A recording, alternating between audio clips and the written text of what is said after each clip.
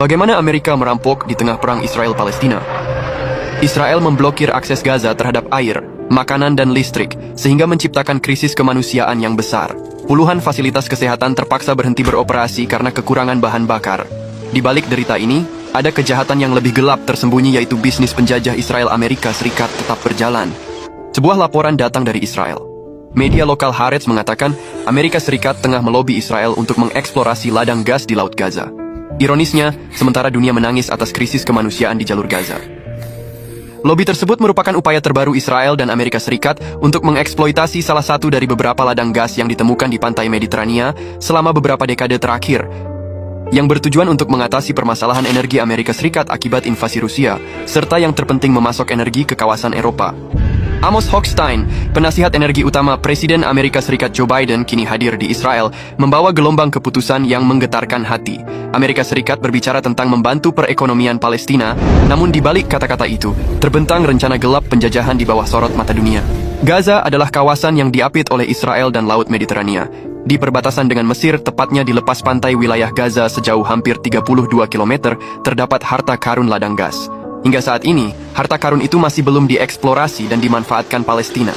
Ladang gas ini yang seharusnya menjadi saksi bisu kekayaan alam Palestina, kini menjadi panggung intrik geopolitik.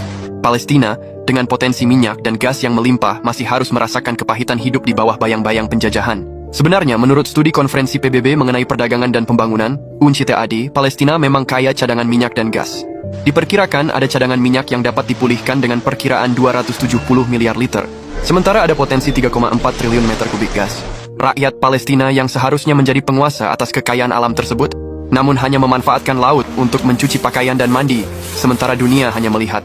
Amerika Serikat melalui Amos Hochstein di media The National, dengan tenangnya mengajak kita memandang masa depan Gaza yang tidak dikendalikan oleh organisasi teroris.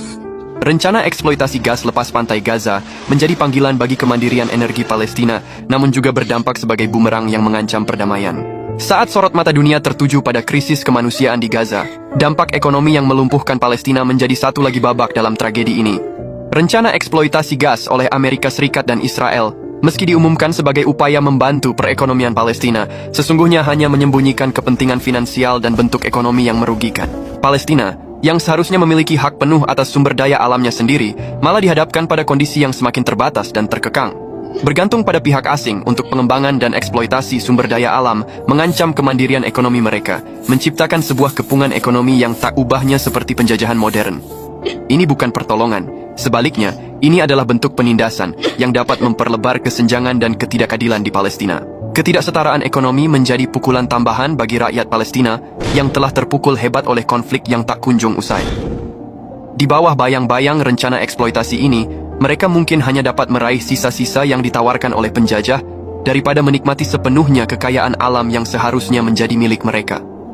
Dalam pertarungan melawan penjajahan yang terus berlangsung, dampak ekonomi ini menjadi puncak tragedi yang merenggut hak dan martabat rakyat Palestina. Konflik ini terkuak sebagai panggung di mana uang, dan hanya uang menjadi mantra utama. Penjajahan yang tersembunyi di balik tirai tragedi manusia dan klaim bantuan ekonomi menjadi semakin jelas. Dalam cengkraman kepentingan finansial, Palestina terus menjadi korban dalam pertarungan yang seharusnya bukan sekadar soal ekonomi, melainkan juga tentang hak, keadilan, dan kebebasan.